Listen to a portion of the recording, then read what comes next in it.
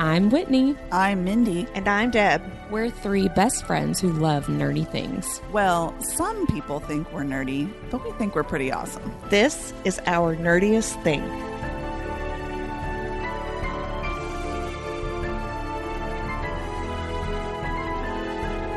This season, we are discussing Jennifer L. Armentrout's From Blood and Ash, all of the books in that series, plus the Flesh and Fire series as well. We are spoiler friendly, so listen at your own risk.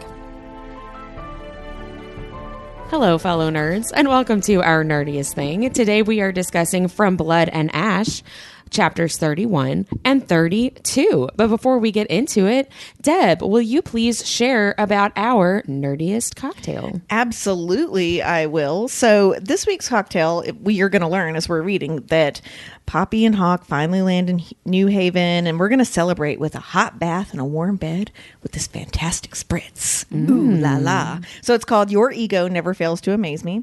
Has Prosecco, gin, the Make and Muddle honey lavender elixir, and you just put everything in a big wine goblet with a bunch of ice and mix it up and gulp it down, and it's delicious. Sounds very summery. Yeah. I like the Prosecco. recipe's on our Instagram and on our website, ournerdiestthing.com. /cocktails. /cocktails. Thank you. Thank you. And thank you, You're welcome. Thank you, Make and Muddle. And thank you, America. Not really. If you don't live in our country, we don't like it either. You're not wrong. Anyway, Mindy, have you spun the wheel o' names? I have. Oh no, is Let's it me? See. It's It's not Whitney gonna, again. It's Let's not see if gonna I be can me. get my thing. It's not going to be good. Oh, it's me. Ooh, okay. About good. damn time. Okay. All right. Hold All on, right. let me get my timer going. Go. Okay, so Poppy wakes up thoroughly satisfied from her nighttime shenanigans with Hawke, and they set out. Oh, first Kieran tells Hawke he better know what he's doing, and Poppy overhears knew it. what he was doing. And then they go towards New Haven, and they get attacked by Craven, and then Eric is dying, and Poppy uses her gift, and they're like, she has the touch. And then they are walking in New Haven, and it's all weird there, and then Poppy and Hawke have a moment, and she has some say. Yay, good job. You did it. I would have been like, I don't remember. But they got to New Haven. She's like, she got finger banged. Are we still talking about that? I would never say that on air. That's okay. I'll say it for you. Yeah, that's your job, Deb. Finger banging? Sometimes. Oh, man. I feel like every episode we go off the rails earlier and earlier. We got to get it over with. Am I ever on the rails? I know. I was going to say, Well, I'm not sure we're. That's debatable. You knew what you were getting into when you became No, that's friends true. with me. I never hit a damn thing. For the record, we met at church and I acted like this. Oh, man. Come as you are, right? Yeah. I do when I can. Oh, well, let's get back on track. Do I have to talk again? No. We're going to not interrupt you during I'm sure there will be vocabulary. numerous interruptions. I can't wait. Is it about sex again? 'Cause- This one is not. oh, well, all right. But I mean, it. Well, let's just get into it. Ooh, that's what she said. So I have two tonight, whatever. The first one is Magda, because that's the woman that comes and she's the one that's nice to Poppy. She's trying to be nice, Kind of like a lady's maid. right? And so Magda is actually short for Magdalene or Magdalene, which means like biblically woman from Magdala, which was an area apparently. So when you think of that, who's the first person you think of? Mary Magdalene. Right. Huh. So It's Magdalene or Magdalene? I think it's Magdalene. Actually, it's Lene. Down in Arkansas, we said Mary Magdalene. So that name is associated most frequently with Mary Magdalene in the Bible, who, according to nameberry.com, was one of the most intriguing women in the Bible, both a saint and a sinner, which kind of fits with Magda because she's being nice, but she's also not Part of a plot. right. Yeah. Right. So she's being shifty. And then, so that's all I have for Magda. I just thought that was intriguing with the whole Mary Magdalene thing. But then we move on to our favorite. Is it Jericho? No, that's next chapter. Oh, okay. This is Delano. Delano! Yay! So y'all are going to make fun of me because it's from the French and I'm going to pronounce it correctly. At least as correctly as an American can. So Sorry to our French listeners. yes, I apologize to all French listeners and French Canadians. Actually, it's excusez-moi. But okay. That was some Spang French. Oh, whoops.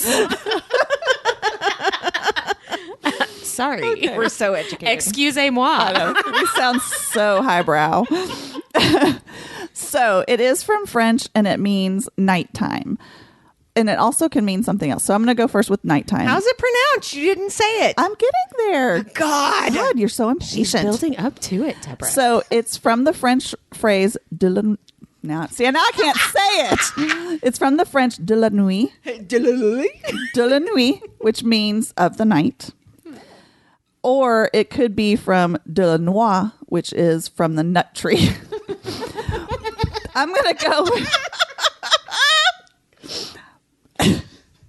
I took a drink right before you said that. I thought you were just going to say from the nuts. I was like, aren't we all? he came from someone's. Delano does tend to nut up, so that's good.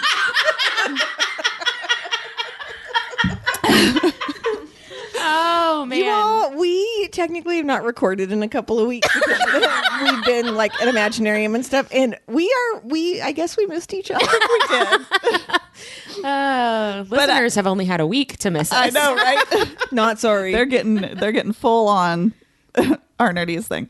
Okay, so the thing that I gleaned from that was that wolves, because he's a wolven, are generally more active at night. So Yeah. that would make sense for that. Or he nuts up all the time. So I just came up with that. I was so proud of myself. Oh, that's hilarious. But I did go to the Urban Dictionary because I thought there would be some fun little tidbits there. You never know what you're going to You get. never know what you're going to get. So I found 3. The first one is a person with this name is proud, witty, and kind. They have a way with words and are deep thinkers, able to do great things if they don't let themselves get in their way. Artistic, creative, and full of energy, passion, and life. The best of friends. Be their biggest fan and watch them do great things. I feel like Whitney went and wrote that. I know. I love that. That fits. Yeah. That fits our. But I feel like you went there and wrote that just so I could find just it. for this. Yeah. He's been reading ahead and going on Urban Dictionary. Please pick mine. Please pick mine. From Castile Fucker 23.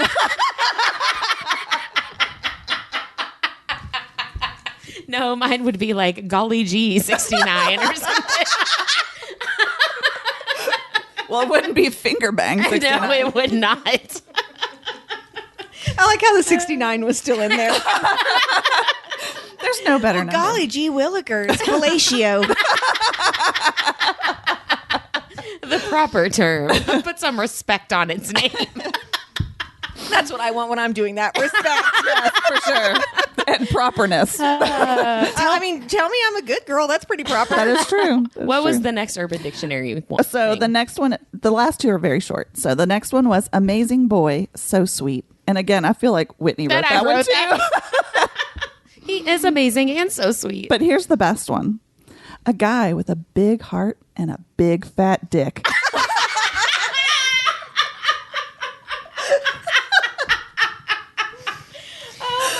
They're not wrong. No, they're not. I want a novella about Delano's sex I do life. too. Oh, 100%. Oh, about a sex life? Yes, for sure. 100%. I just want like something from his point of view. I love him so much.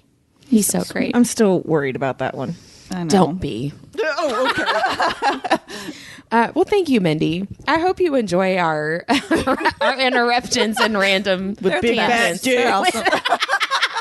Because I think we definitely, Deb and I enjoy it. Well, thank you, Mindy, We for pretty that. much covered everything there. We covered 69. Nuts, dicks. I think I said finger banging once. You did, Yeah. yes. So Bravo. Whitney said golly gee willikers. Yeah, One of those golly in gee. there. All right. So in the beginning of chapter 31, for context, Poppy got a great night's sleep. I wrote that with like a a smiley face in my notes. Like I was trying to draw an emoji and it just didn't work out. But she was very The dick relaxed. emoji is hard to draw. Yeah, the eggplant. Yeah. She was very relaxed, got a great night's sleep, and wakes up to Kieran basically like getting Hawke up and over for a conversation. So she is listening to their conversation, which, quick sidebar question. Poppy is assuming that they don't realize she's awake. But with their heightened senses, do you think that either or both of them realizes that she is actually awake? I mean, I don't think so, because your breathing patterns and stuff change while you're sleeping. Yeah, that's true. It'd only be if she was like, well, Yeah. I just wondered because they're. Did you like my giggle? That just like clicked in my brain. Yeah, that little like that finger banged me. So they're talking about like, here's where we are, here's where we're headed. We're going to be to Three Rivers soon, whatever. And Kieran asks, "Are you ready for that?" And Hawke is like, "Of course I'm ready for that." And he's like, "Well, remember what your task is." And this whole conversation is interesting to me, knowing what they're actually talking about, right? So as a first time reader, you're there with Poppy, not really understanding the conversation that's taking place. And she takes it as a like, Kieran is suspicious, which I mean, yeah, he kind of is. Kieran doesn't like me. Something is worrying Kieran. Like the focus is all on him. She's not worried about Hawke at all. Do you love how she's like embarrassed that he might have heard them, but she has zero regrets? I know. Yeah. Like I waited for the regret and it wasn't there. it never came. I was too relaxed. I couldn't feel it. Yeah, I just didn't care. But I thought that it was really interesting that the way that JLA words Kieran's questions, because he says, "Are you ready for that?" And it made me think, well, you weren't ready when you were supposed to bring her out through the willow tree the night of the great rite. So, that didn't go according to plan. So are you ready now? And then he says, "Remember what your task is," which I just thought was really deliberate wording, because it wasn't remember what you want to do. Remember what your priority is. Yeah. Remember, you know what I mean? Like it's your task. It's very generic and vague. Yes, which doesn't really have the same sense of urgency, I feel like, as what this plan actually is. But I feel like Kieran has to be somewhat, what's the word I'm looking for, like broad in what he's saying in case Poppy can hear them. Yeah. Well, that's true too. Right? Yeah, You can't that's a be good like, point. don't forget you're supposed to kidnap her ass. Well, it's like Well- back when the one dude came in to talk to the Duke, and they didn't know anybody was in there listening to them, Yeah. but they purposely kept everything very vague. That's true. That's a good point. I just thought it was interesting because to me, task is kind of, it's vague, obviously, but it's also kind of open-ended. Like if a task doesn't get done, it's not necessarily the end of the world. It's It not seems as more important. like a chore, like a household Yes. chore, I rather feel like than Kieran might be using that language because he knows it's becoming a task and not an obligation anymore. Yeah. Because even he looks at Poppy, like once they get on the road, and she says he looked concerned, and I wrote, Kieran's like, well, fuck. Yeah. Like Yeah. he knows right Yeah. at this point. And Yeah. so I think that he is saying like, don't forget, he didn't say don't forget why you're here, what's important or any of that. He's like, don't forget you have a task. And Yeah. he's like, well, because this shit's not going to happen. Well, and I think too, because what's important is Poppy, I right? would be so pissed off if I followed you two around for years and worked to get you into this situation. So, like, let's say, shout out to Catherine, right? We were going to go and rescue Catherine from the Ascended, and I followed you around for like 50 fucking years trying to get into where I need to go.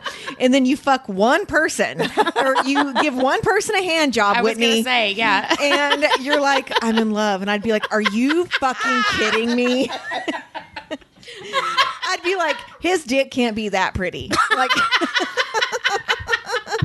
Well, but see, but Kieran's just like, well, yeah, it's Hawke, and he runs off his emotions, and he's a little hot-headed, and I feel like he's like, well, I see it. But Kieran also has, what is it? Seers in his heritage. So that in Maybe later has a books, feeling about it. Yeah, they Yeah. say that basically like his intuition is stronger, like his gut feelings are stronger and usually correct. And so I bet that he has like an intuition about Poppy. Right? Because I personally think that Kieran could be a victor for Hawke if it is somebody who isn't immortal, which I don't actually know if it has to be immortal or not. Maybe it does. But I feel like Kieran has that same type of role for Hawke. So no matter what, is going to happen when stuff doesn't go according to plan. Kieran just rolls with it because he knows it's what's best. Yeah. You know what I mean? Yeah, possibly. That's true. I don't know. Also, you got to remember too that yes, they're best friends, but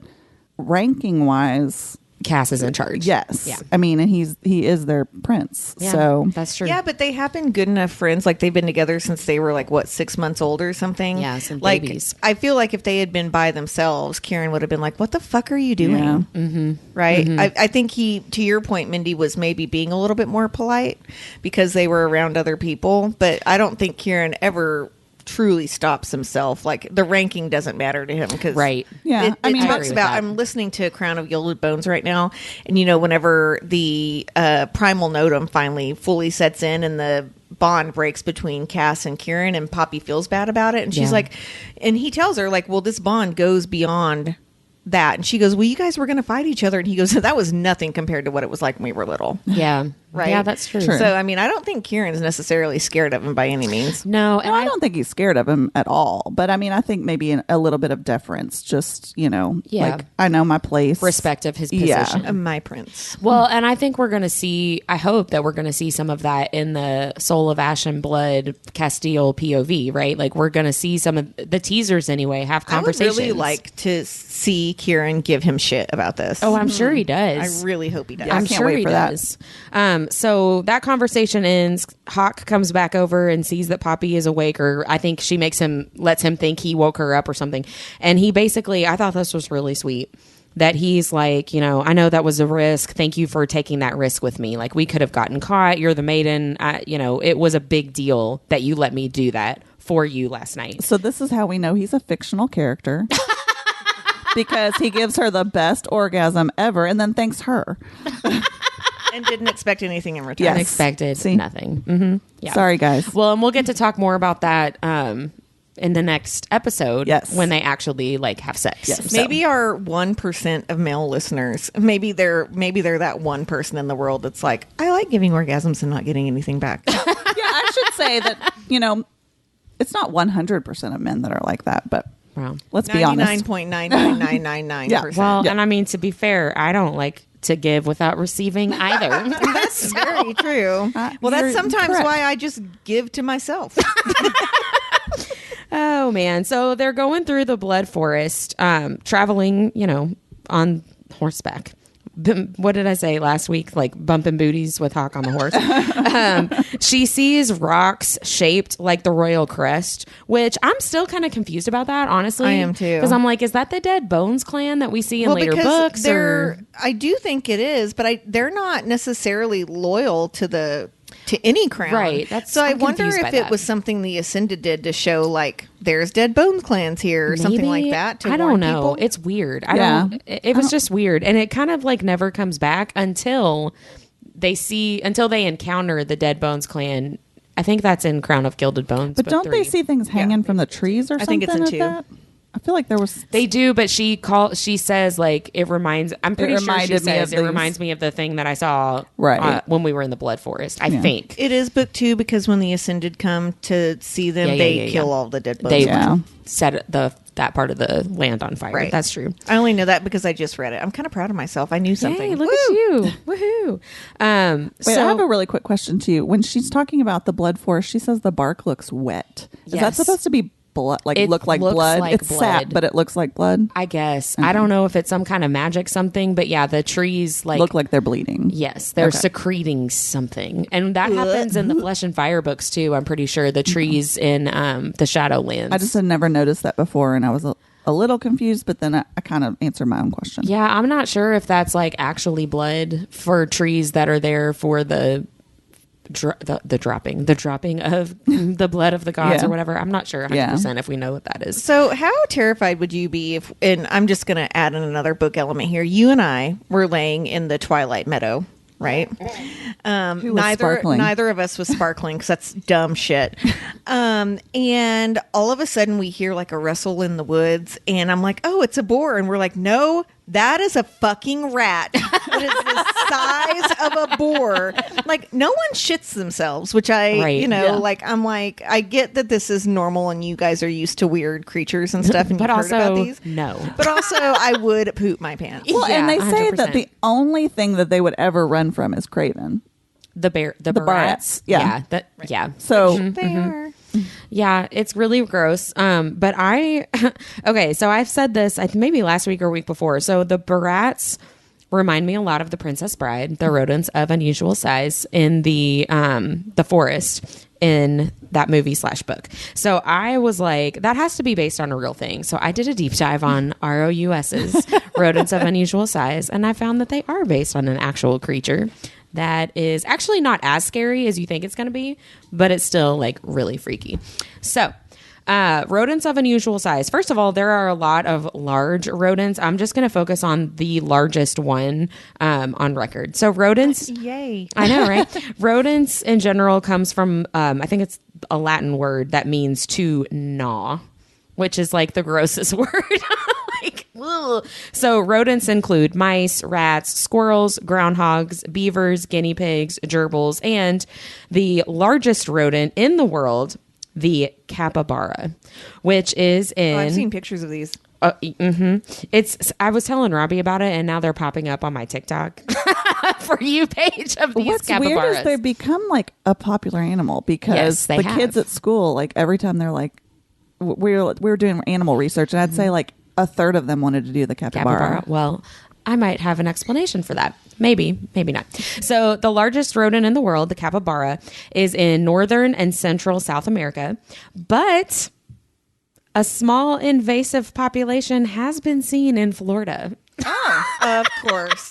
Of course. I'm sure if you like Google Florida man in any day of the week, weird shit will come up. I'm sure someone was like, look at that rat. Let's take one with us. Yeah. So they live near water, in savannas, in dense forests. There's always at least a small body of water near where they, I don't know like if it's a lair that they live in or what, but they are semi-aquatic mammals like beavers.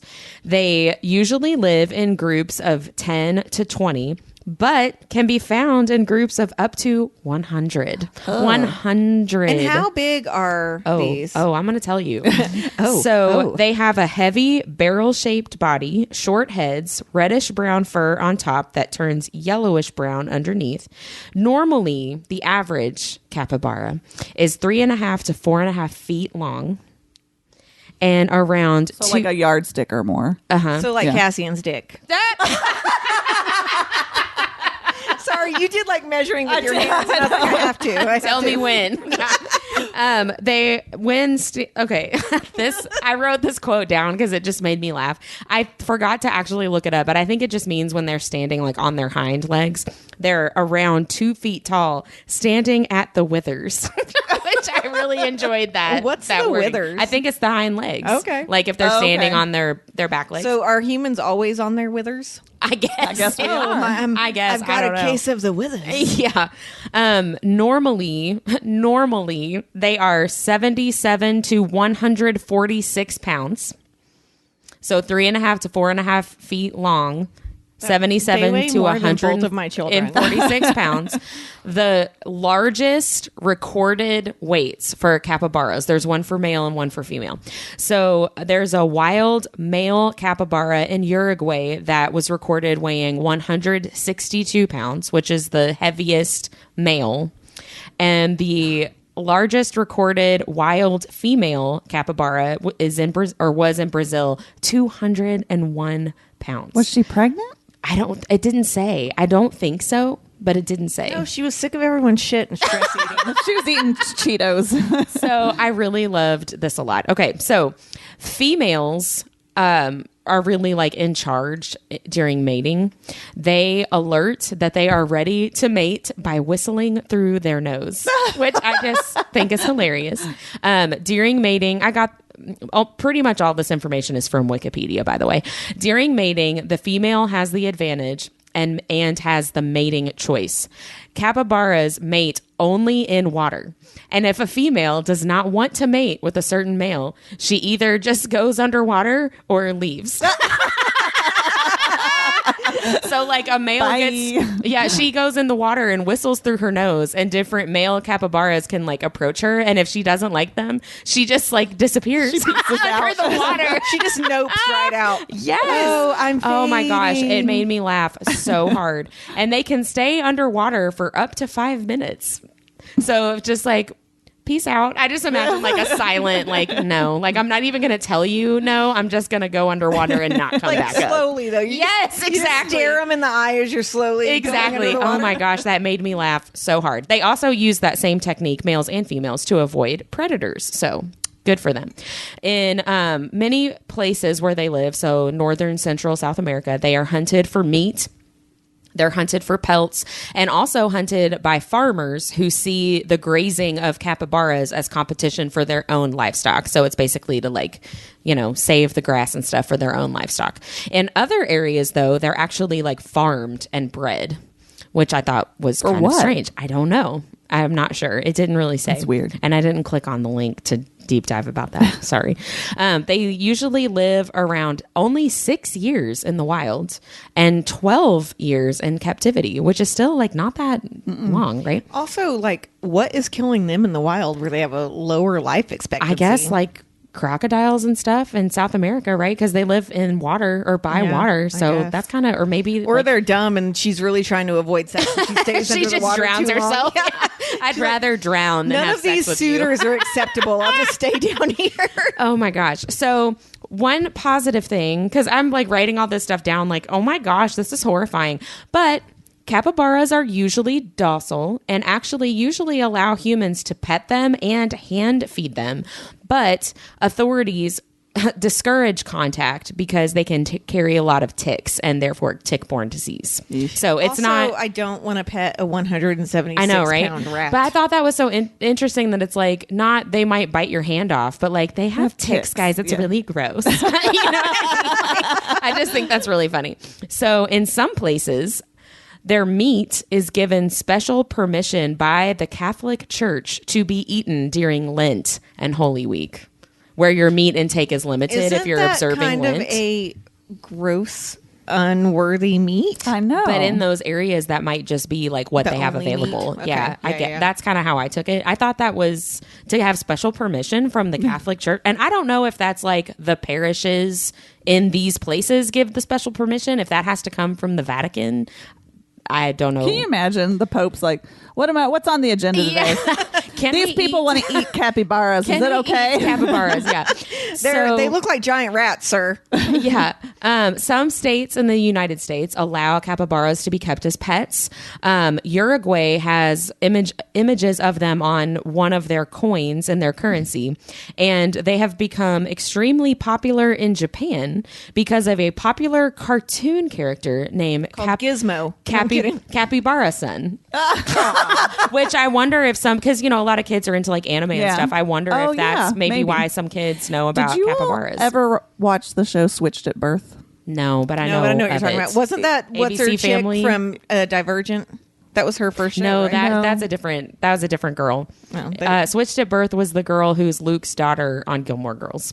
Is it? Really? I'm pretty sure. I'm almost positive. One of them's deaf, and so they were, but they actually were switched at birth, and they anyways, they end up living together, and one of the brothers has a band, and they are making a video, and the one guy, he's like weirdo that's always like doing things over the top, and he's like, hey, I got the capybara for the video.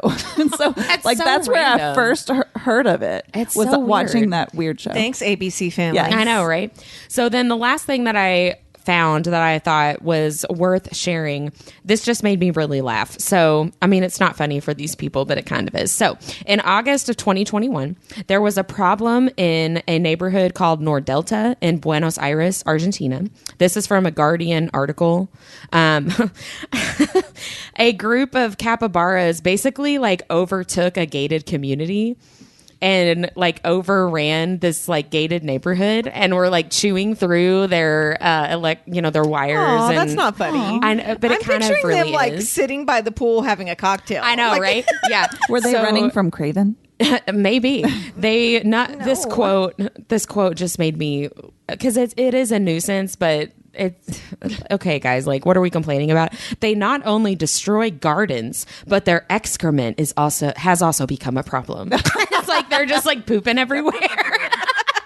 And They ate our food and then shit it out in front of us. exactly, right? So in 2021 in Argentina and across the internet, capybaras became a meme for middle and lower class people to basically talk about the struggle against the rich. Like the capybara became the mascot for hilarious. middle and lower class people of like, eat the rich, like kind of thing, which Eat their is gardens and shit hilarious it to out. me.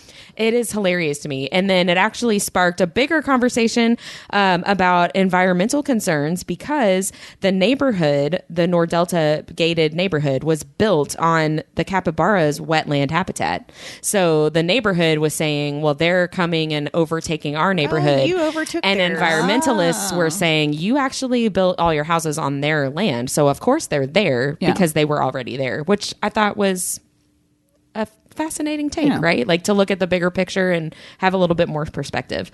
So yeah, that is the real life ROUS rodent of unusual size, which is super humongous for something that gnaws on things, but also seems to be, not trying to eat people. So That's always a So- plus. So congrats. Technically, these barrats aren't trying to eat them either. They're running from the craven.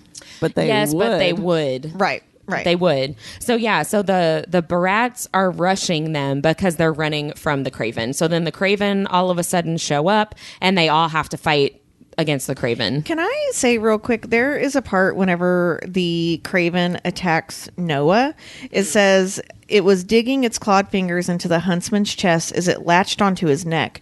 Crimson poured down Noah's front as he screamed and fell back, dropping his sword as his horse ran, blowing past the guards at the front of our group. And the vision of this reminded me of the end of season 3 of Supernatural whenever Dean gets attacked by the Yeah, Hellhounds. the Hellhounds. Oh, Like, yeah. it's the same exact imagery of getting clawed down your front, and like all your entrails coming out and blood gushing everywhere Yeah. and being knocked on your back. And it was really kind of cool for me because I like actually could visualize it, visualize it, right? But yeah. it also made it way more scary. Right, well, because this attack happens and immediately there's no way anybody can help you, right? Exactly. Like, Same you're- thing with the you're done. Hellhound. Exactly. I mean, Yeah. because unless you have a bunch of skilled people around you, you're not getting past a craven No attack. way. Yeah. And there's very few ways to get past hellhounds. in Well, most people Supernatural. can't see them. Right. Well, right. yeah, that's and you true. can only hear them if you're on the verge of losing your Right. soul and going to hell.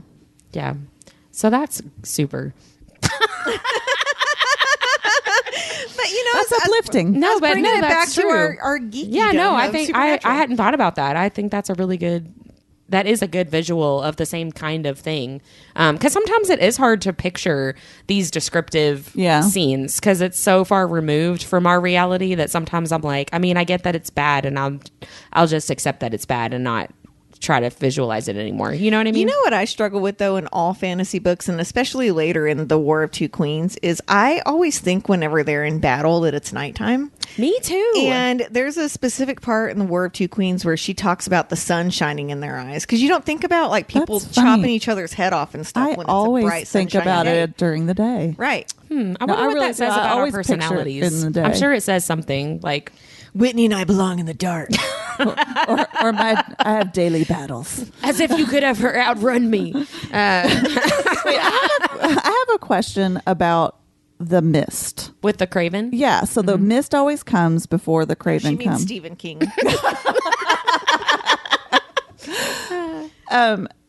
That's supposed to be ether, right? Yeah. So they have ether in Wait, them? what?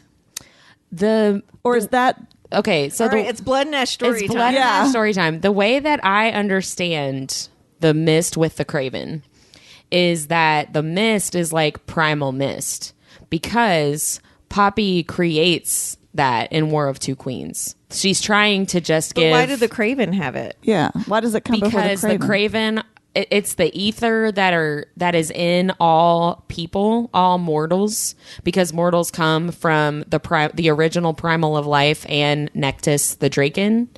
So they all have a little bit of ether in them, and that is how they're still alive, I guess. I don't think we know like why. Their spark of life. Yes, Okay. I don't think we know why the mist like really is there. I'm sure we'll probably find out because Colas originally created the Craven. Yeah, because I mean, if everybody has ether in it, why aren't they walking around in their own clouds of mist? I think that it has something to do. I'm picturing like gas. I'm picturing like what's his name in Charlie Brown? I'm thinking about the cloud that comes and saves you in Super Mario. Like, that's what I'm you thinking can jump about. up into. Yeah, exactly. Yeah, I don't think we know really why the mist is there, but it's connected to primal mist power. Okay. It's connected to ether because the Craven are all mortals who were drained of their blood without being given anything to ascend them. So I will say, we talk about this all the time, how we don't actually know how things are pronounced based off the audiobook. There gets to a point in the audiobooks, and I don't know what director told the narrator to start changing how she says it, but at the beginning she's like, and then the ether, right?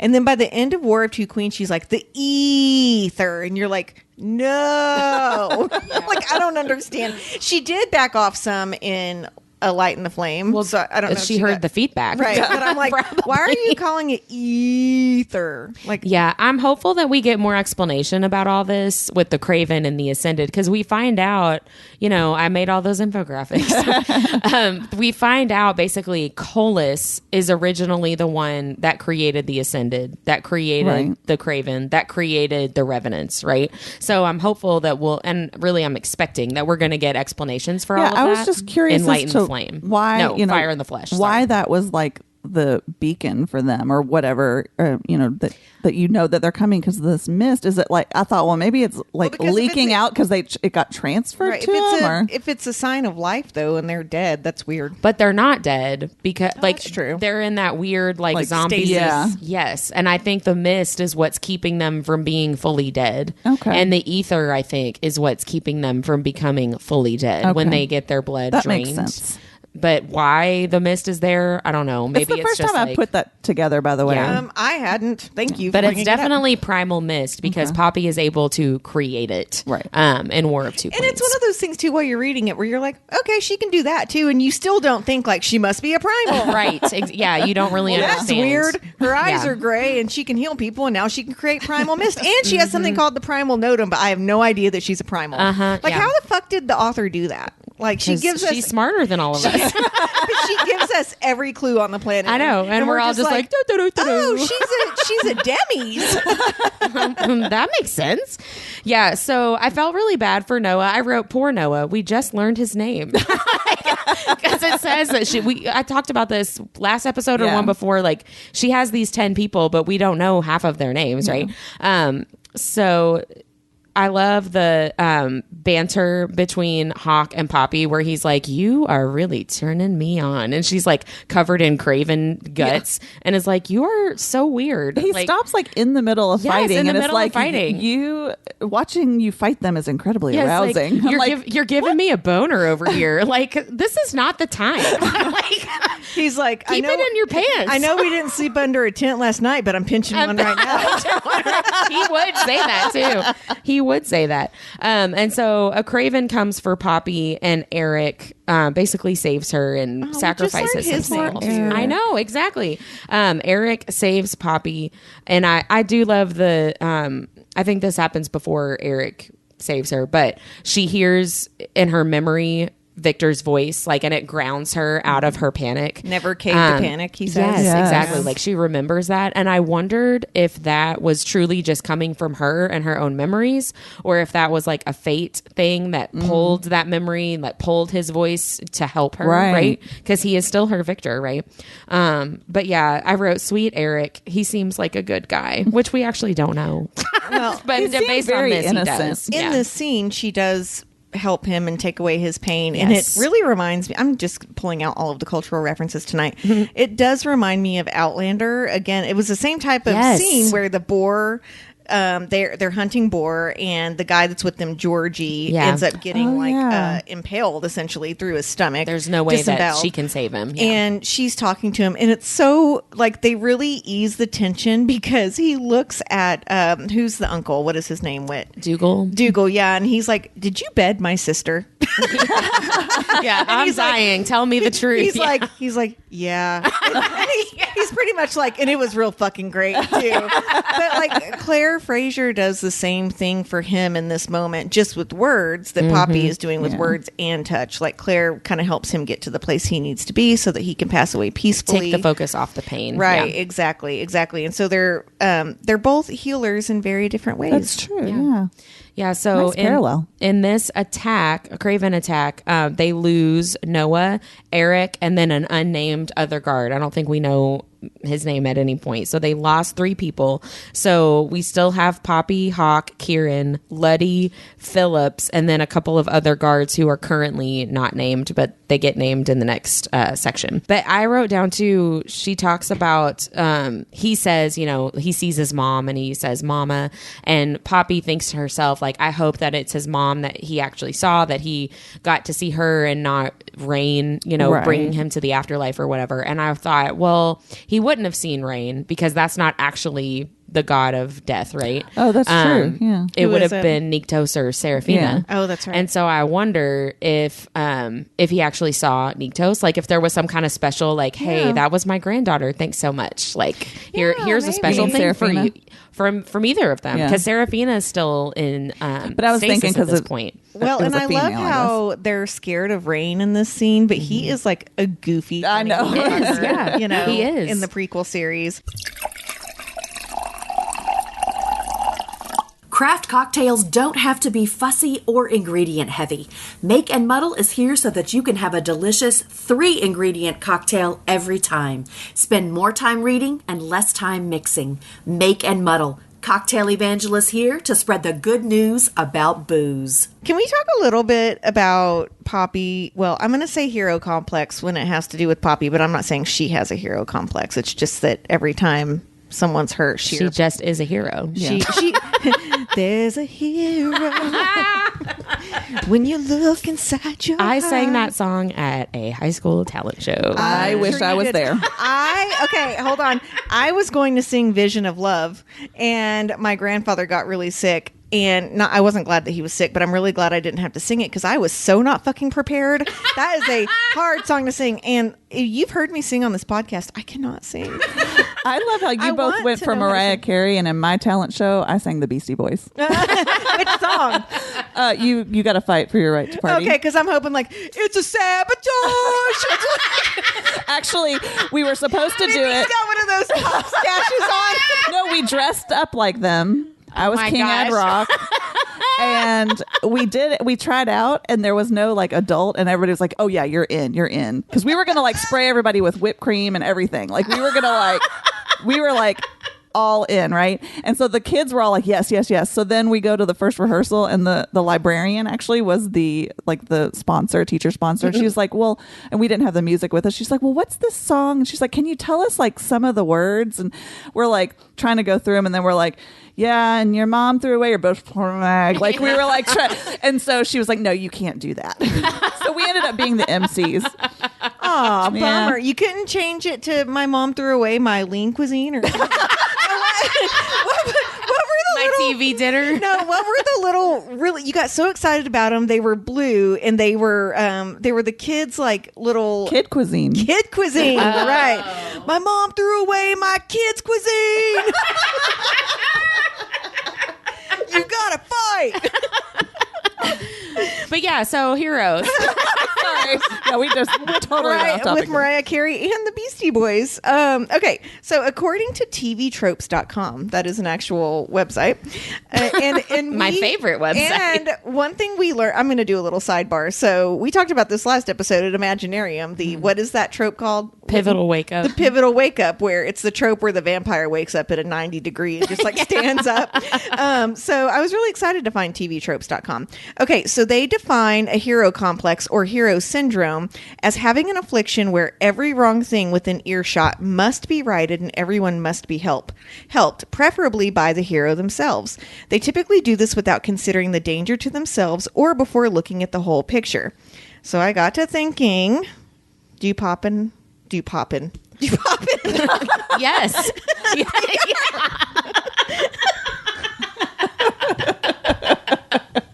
I was trying to say Hawke and Poppy. I got really excited about the Beastie Boys.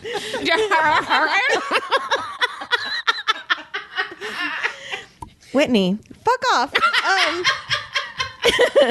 Make it a shirt. Put it in the shop. Whitney, fuck off.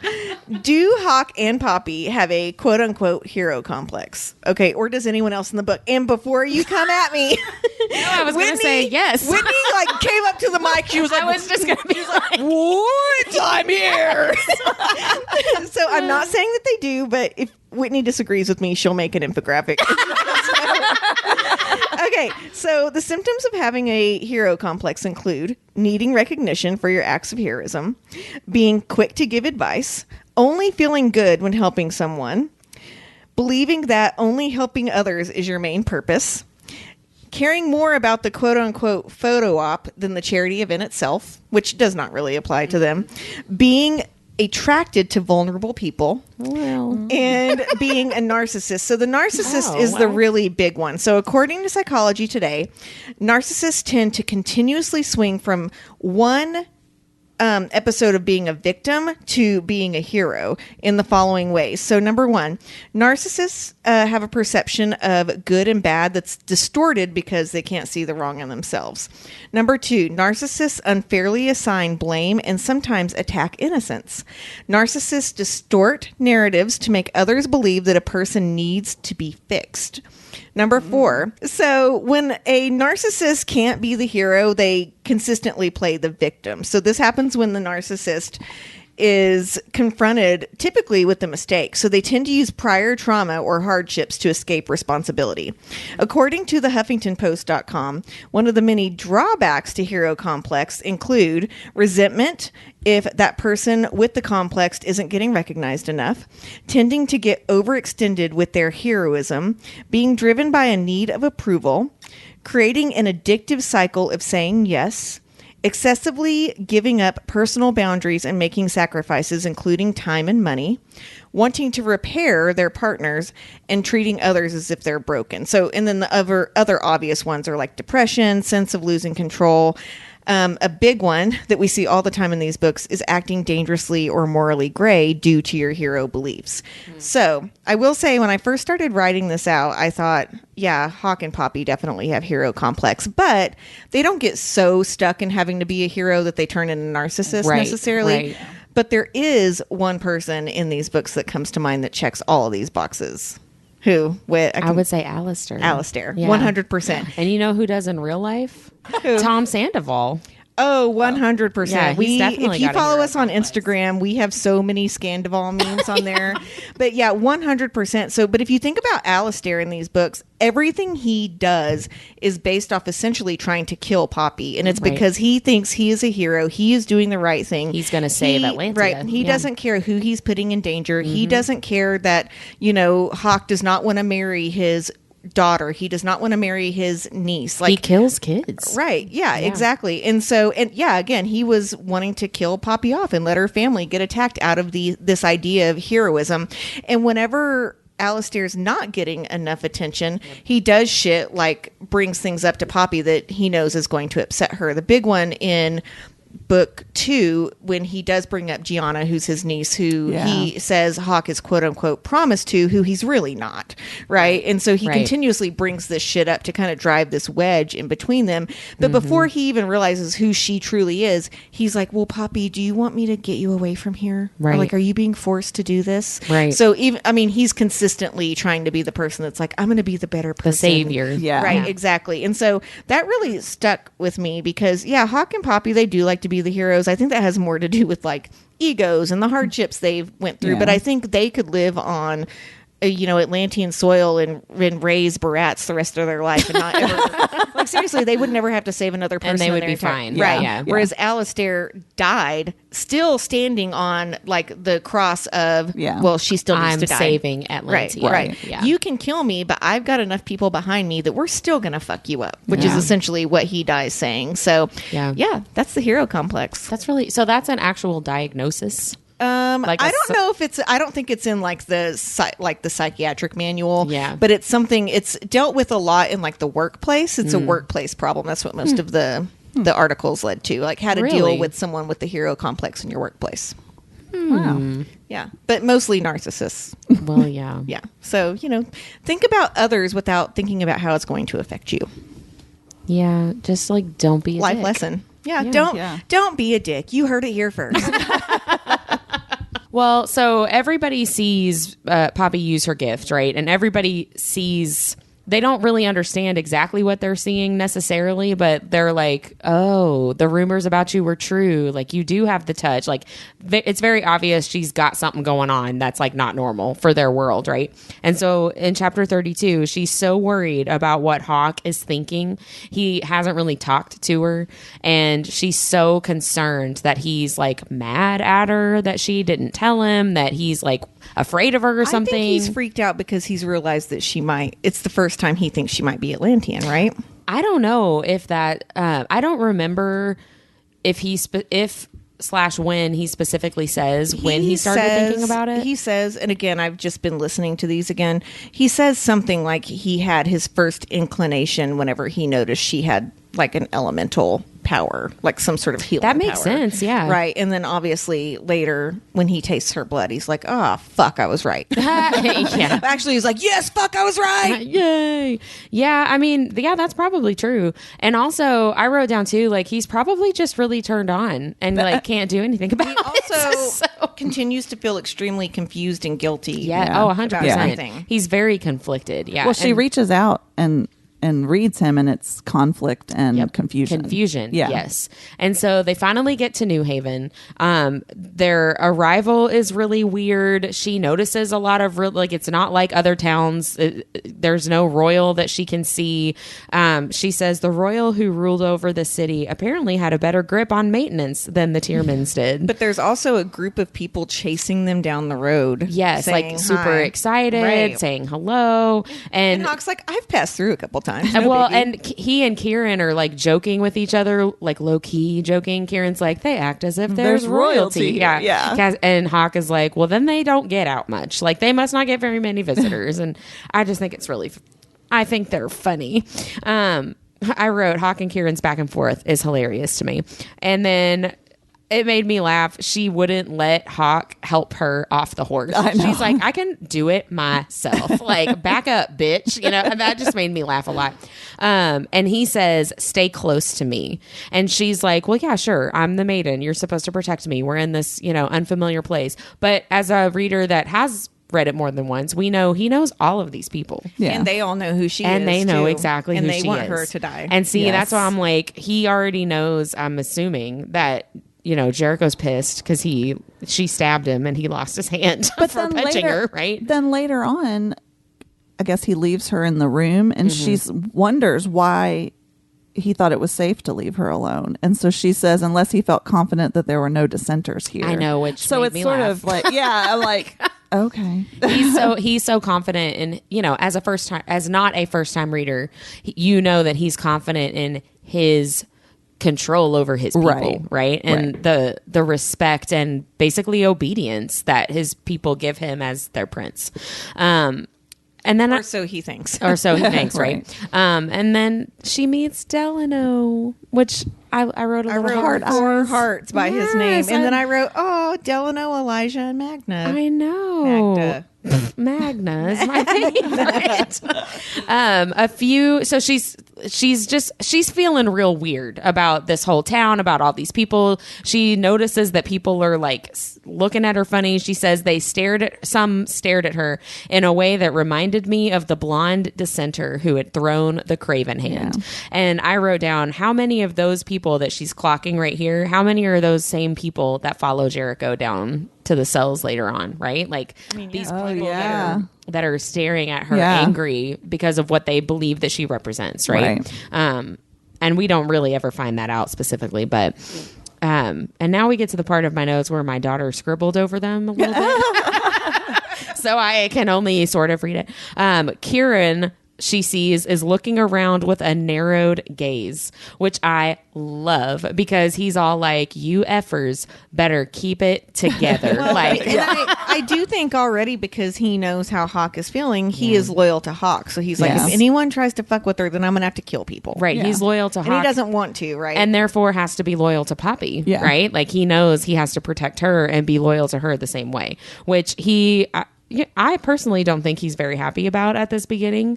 I don't think we'll get to see that in this book, but he talks about it a little bit in book 2 of like, you know, spoiler alert, you tried to stab him in the heart, and the way that he feels about you is why I didn't kill you for that. Like Kieran says that to her at, toward the beginning of book 2, Kingdom of Flesh and Fire.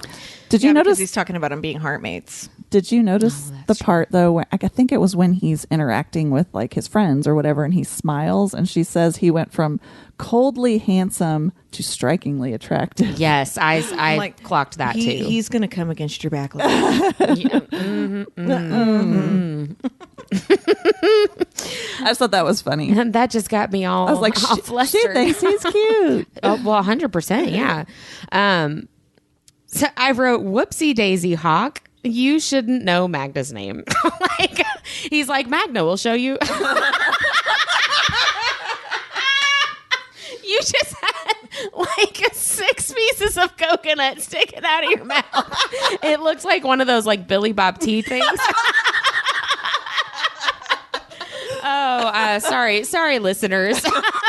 Not a visual medium here. Anyway, I'm so pretty. But yeah, I wrote that he shouldn't know her name, right? And Poppy is like, that's weird. We weren't introduced to each other. I'm like, dude. Like, you were doing so good with the plan. Remember last week when Mindy talked about like the benefits of orgasm and how it puts you in like this trance-like state? Oh, I remember. I gotta wonder if Poppy's orgasm was so good, she's still in the trance-like state. And she does. If she's missing introductions, like like maybe he didn't mess up at all. She just didn't hear it. But if you do think about like the early, really lustful part of a relationship where all you can do is focus on that person, and she's in a strange area, and she's trying to hide who she is, like she's not paying attention to anything. Yeah, no, that is very true. Magda sets her up with like a bath and clean clothes and all that stuff, and basically sits by herself waiting for Hawke, just thinking about her life, right? Yeah. Thinking about her experiences and who she wants to be. She's irritated because she keeps asking if they can talk about what happened in the forest. And he's like, later. And later. And so when he comes in and, you know, he's surprised that she's awake, and she says, I waited up to talk to you about what I did to Eric, and he doesn't say anything. And she goes, is this later enough for you? Is this a good time? Yeah. And I was like, yeah, you tell him, Poppy. Well, and I like too how he's like, I just thought that we should have privacy to talk about it. And she's like, oh, okay. That's a really good that point. Makes sense. Good thinking. So it is a good time for you. Yeah, exactly. I wrote down too, when he comes in, he interrupts her noticing that the bed is big enough for 2 people. And I wrote, I see you, JLA. that foreshadowing there. And yeah, so talking to him, explaining her gift, explaining her experiences with the gift. Can I point something out that I don't feel like is ever explained well enough, and I honestly did not get until this time? So when they're talking about it, he says to her, so you felt the pain that Eric, who had received a very painful injury, felt. And then she was like, well, yeah, it was agony. They don't ever really talk about her being in tons of pain, like feeling their pain when she takes it away. This is the only time it's ever brought up. I'm not 100% sure about this. I want to say that she mentions it really close to the beginning of the book when she's first talking about her gift. But like, if he's been disemboweled, you think she wouldn't be there and be like, oh, and I was thinking happy thoughts. Yeah, that's true. It's weird. I don't feel like it's touched on very well. It's definitely not focused on a lot. I think it's like glossed over. You think, oh, okay, she can feel her pain, but like you don't actually sit there and think in a you empathize with their You pain. know they Right, are right, in pain. right. Yeah. Not that you're feeling- actually feeling the things that they're actually right. Yeah. Because I think if that was touched on a little bit more, you would think of her as being even more brave than you already do. Like, no, she doesn't Yeah. have to use her gift on people, right? No one knows Yeah, that she that's has true. it. She's not obligated to do anything. So the fact that she's willing to do it to with people that are in extreme life circumstances, I think would really help people understand where she's coming from as Yeah. a character. Yeah. And I guess I've never thought of it as, and maybe this is just me like not paying that much attention while I'm reading, but I've never thought of it as her feeling the exact pain that the people are feeling, but just that she can feel the level of intensity. You know what I mean? Right, and I thought that too, but he says That's interesting. you felt the pain that Eric, who had received a very painful injury, felt. Yeah, that's Yeah. that is the way that he words it. I'd never really thought of it like that. Maybe that just makes me too uncomfortable. And so I'm just like, no, too. that's not what it means. You know? Right, right. But it really adds another layer of depth to No, who that's she is. true. And this inner strength that she has, right? To be willing to do that for people. The other That's a good thing that point. I picked up on, which I thought was subtle, but like I picked it up this time. I just never noticed that when she realizes that the reason she has trouble controlling her gift is that she's been denying the nature of it Yeah.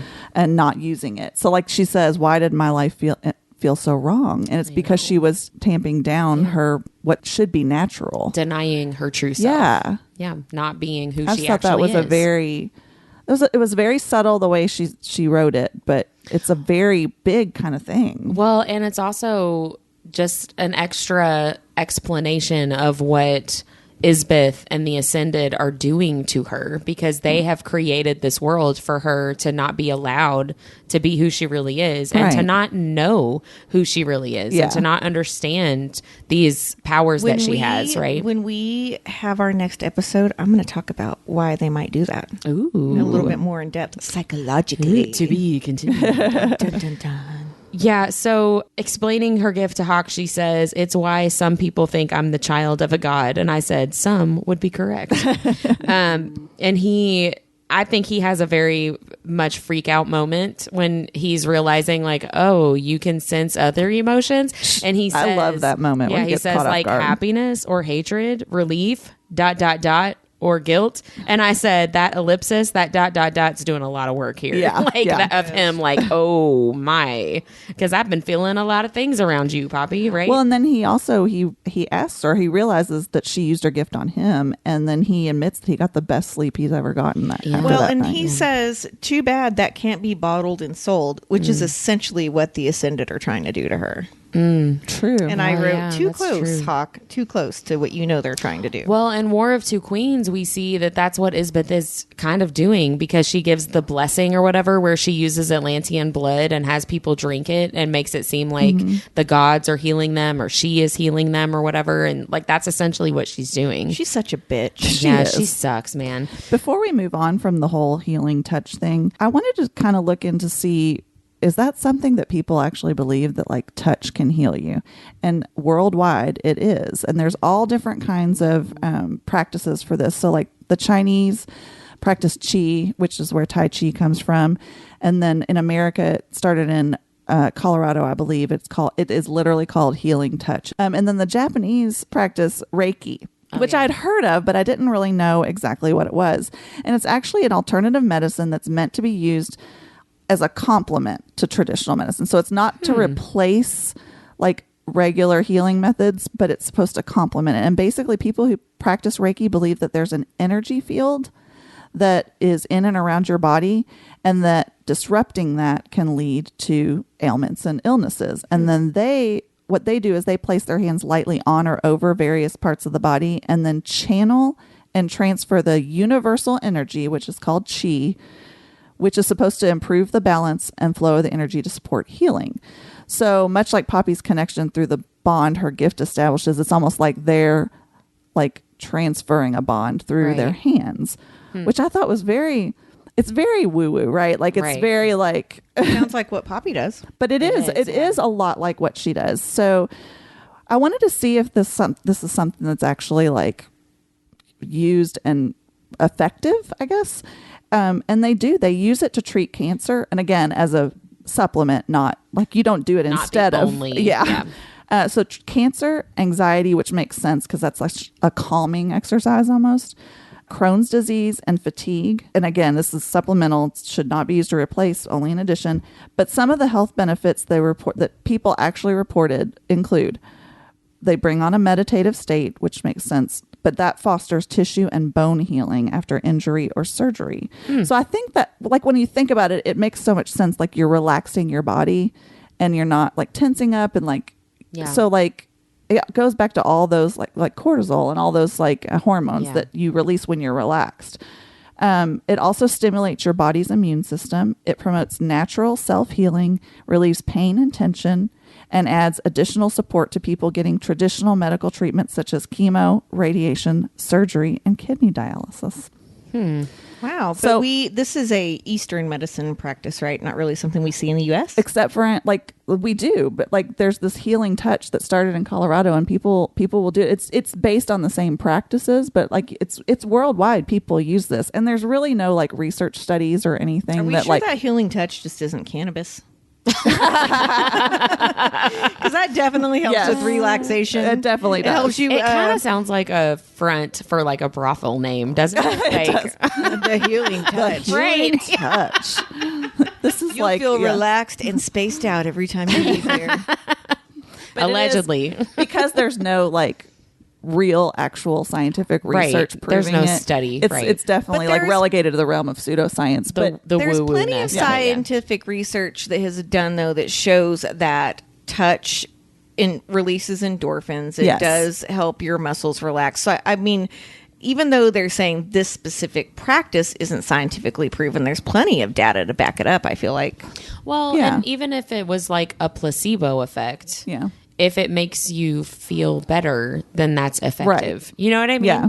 Like, And I see what you're saying too about healing touch, because they always talk about that when you have a baby. They want you to have that skin on skin because that's so vital when they're little that it really kangaroo does. care. Yeah. So I mean, yeah, there definitely is, research out there being done about touch, but like this whole like this, it's actually not really touch. It's like hovering Right. over. And maybe I didn't really go into the American version of it, but maybe they do actually. I'm sure touch. we've messed it up somehow. I'm sure it's become a sexual thing with us. I'm Right. sure. Well, I was just thinking, because I just finished rereading the Bonds That Tie series for like, I don't know, the 7th time or something stupid. But that's part of that world too. When you are hurt, you can do skin to skin with your bonds. Oh, that's right. And it like they're transferring power, energy, whatever Yeah. to you, and it can help. It's the same kind of idea, Yeah. right? That healing touch. But here's the thing too, like in general, I feel like people who live in like the Eastern region are in general a little healthier than we are. They're definitely thinner. Almost everyone in the whole world I know, right? is healthier than Americans. Like, there's something to be said about if this is part of their practice, there's something to be said for it. No, I would agree with that. That's true. I wrote that same thing that you talked about a few minutes ago, Mindy. Like, why does my entire life seem so wrong? And that is just, it's a really difficult place to be in, to feel that way. And to feel so lost and like untethered, right? And not know what you're supposed to do or who you're supposed to be. And she's talking about her feelings for Hawke. It felt like anticipation and hope, excitement, and 100 other things that weren't bad. And this is where she's deciding, like, I don't want to be the maiden. I would love to be with Hawke, but I cannot be the maiden, right? Like, I have got to figure out what I'm going to do. Yeah. And she is thinking about being with him and the way that he acts with her and touching her, right? Making her feel like a normal person. And she says that she liked being touched when it was my choice. Right. And that, like, I love that. I feel like that's very empowering. But at the same time, that really bums me out because she's sad. been touched by freaking the Duke and when it definitely Brandel. When that's not her choice, AKA right? Tom Sandoval. Tom right, Sandoval. Dang. And then Can I talk about something he says to her? And I wrote rude in all caps next to it. He's Yes. talking about how like worthy she is, and she's like, "Oh, you silly boy, you are so worthy of me." And he says, "You deserve so much more than what awaits you." And that's the last thing I wrote it's down. these little nips of truth that he gives her, because he does ultimately feel guilty, but Yeah. he's thinking with his dick and not his head at this point. And I mean, I think he's in love with her too, to 100%. his credit. Oh, yeah, But you deserve so much more than what awaits you. And the very first time I read this, I remember thinking, what the fuck does that mean? I started getting really suspicious Me around too. this time in the book. Me too. And when we talk next week on the episode, I've got some things to say about the end of that chapter too. Me about too. some stuff he says. Me too. But I'm like, Hawke, like, come on, man. Like, you I kind know. of don't like him for a hot minute. No. Oh, see, I didn't see it that way at all. When I first read it, I saw it like not knowing what was going on. I Sure. saw it as you deserve so much more than this whole maiden shit. Yes, I felt like that too. Okay. The first time that I read it, and in the next section, like you're talking about, the next section for the first time I read it was when I started to be like, "Oh, you're going to do something stupid." Well, when he right? says he doesn't deserve to be looked at with admiration or that part. we'll get Okay. there, yeah. But this, like, you deserve so much more than what awaits you. As a not first time reader, it really, like, it makes me very frustrated with him, because I get his perspective, and I get the whole, like, I've spent like 50 years or something stupid, like, trying to figure out how to get my brother back. Like, I understand all of that. But at the same time, you are at this moment very much in control of what happens next. And you made the choice to absolutely devastate her. Like string her along. And you then- did not have to do that. Yeah. Right. And I know, like, you know, they have their fights about it and their reckoning about it, like, as a couple and as individuals. That's fine. But as a reader, it really makes me upset with him, because it's like, it didn't have to be that way. Like, you could have chosen for it to go a different direction. I will say, though, if he had been the perfect gentleman here, I think you would have just later on been like, okay, Yeah. bullshit. I mean, yeah, maybe. Because, you know, It I mean, still upsets she has me. to give some clues to it. I mean, I even think in that Well, yeah. that conversation where he's like, "You're utterly nothing like I expected," and she's like, "You keep saying that. What did you expect?" And he says, "I honestly don't I know don't anymore." know. Yeah. So, like, there you kind of see that whole, like, you know, what the hell's going on here? Yeah. But I do love that the chapter ends on not his, like, weirdness, but her, well, what I think as a reader is weirdness, but her, like, empowering of herself, where she says, like, maiden or not, good or bad, chosen or forsaken, I deserve to live and to exist without being cloistered by rules I never agreed to. And then that's when she's like, hey, don't go, stay the night with me, right? And I wrote Queen taking control. I wrote Blue Labia. Well, yeah, because that chapter ends, she says, please, you know, stay with me. And he just, like, stops in the doorway. Yeah. And so you have to wait until you turn the page to read the next chapter to find out what happens. But you all have to wait a week. Our illustrious host couldn't put those chapters together. Oh, no. She had to divide them up I'm for us. sorry, but I'm not really that sorry. You're not. I think that's pretty much it. I did have, like, two teasers from A Soul of Ash and Blood that JLA has shared, the cast POV, that seem like they could be from this section. This one's definitely from this section when they're fighting the Craven in the Blood Forest. It says, she turned as I did, grabbing the Craven, making a run for Seti without a second of hesitation. Damn, the way she moved, how sure she was of her movements. Strands of hair fell across her cheek as she twisted at the waist, her features set in determination and utter fearlessness as she left a wake of blackish red blood spraying through the mist. There was simply nothing sexier than that. And that's when he says, Like, You turn me on. Yeah, I'm super turned on by you right now. Yeah. And then this seems to clearly be when they arrive at New Haven after he leaves her alone in the room. Yanking the younger Wolven in for a hug, I cupped the back of his head. I'm good. Oh, fuck, Elijah muttered. You're going to make him an even bigger marshmallow. Marshmallow? I repeated, pulling back. Delano rolled his eyes. Yeah, he says I'm like a marshmallow, all gooey and soft on the inside. Am I wrong? Elijah threw up his hands, which I think is funny because I love Elijah. But yeah, those are just from, they seem to be from this section of book one. So once again, A Soul of Ash and Blood is not yet published as of right now, but it's going to be in like 5 or 6 weeks. Yeah. I'm excited coming about it. soon.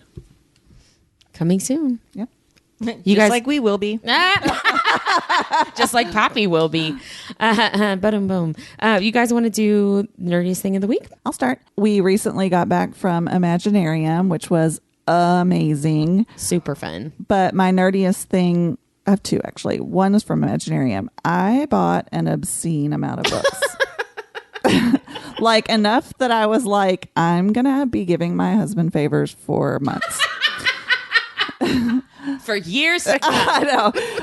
It was bad. I posted like a huge like stack of them and I was like, oh my God. But you know what? It's summer and I'm going to read them all.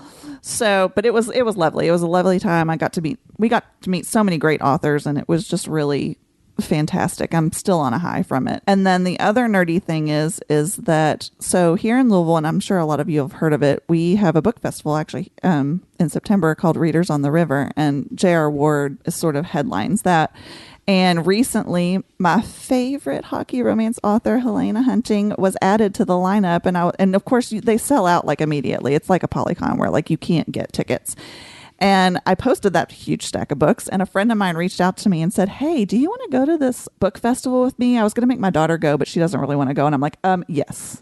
Yeah, 100%. Yeah. So I kind of geeked out about that. And we like talked for a while about books and what we liked and stuff like that. So I'm really super stoked. I'm like fangirling that I'm going to get to meet Miss Hunting. It'll be really fun. I know. I'm really excited. I wish you guys were coming, though. Ask her about butt ending. I'm definitely going to ask her about butt ending. Will it be in your next book, When's Miss the butt Hunting? ending coming up? Hopefully never. I can go next. I mean, Imaginarium, I feel like is all of our nerdiest thing because it was super fun, really great. All the authors were amazing, fantastic. We got to have dinner and cocktails and breakfast with different authors and do the panels, and it was a lot of fun. And right before or right after, I think it was right before, I ordered, this is really my nerdiest thing. I ordered a copy, like a special edition of Pride and Prejudice from nerdyinc.com, who they don't have a huge selection of stuff, but it's all really cool, super beautiful. They have a lot more dust jackets than they do anything else, but they do have a few actual books. Pride and Prejudice, Alice in Wonderland, and I think Emma is the other one. But they're really cool. Check out their website. They really are beautiful. Really, really beautiful. So I'm really excited about that. So hooray. Hooray. So I have two. One being I have a design company and I had someone reach out to me because she wanted some Mario and Luigi earrings for just for fun, right? And I immediately was like, okay, so are you talking about Nintendo, Super Nintendo, Nintendo 64? Which version? And then she's like Mario Kart, and I'm like, okay, Switch or 64? And she's like, they look like this, and I was like, oh, that's Switch. Just so you know, like, and she was like, she wrote back, oh dear God, you sound like my children. And I was like, I like Mario Kart. So that was one. And then the other one is we've lived in this house for 2 years and I've been wanting to plant flowers. And when we moved in, it was all like old lady, like, you know, the big grass that falls over and shit like that in the yard. And we had pulled all that up 2 years ago. But then, you know, like every weekend in the summer, you're like, I could go out and work in the yard or do nothing. I could do anything else. Right. Anything else, right. So I did get some flowers and I bought some flowers specifically because they're called screaming primals. And I thought that was hilarious. I love it. They kind of look like big lilies, but I was like, I don't know why they're called screaming primals, but they're bright orange. Yeah. They look like big dicks. Sorry. I thought you said big tits. That too. Everyone's horny right now. Yes, apparently. So yeah, I planted the screaming primals up front. They're beautiful. They are very nice.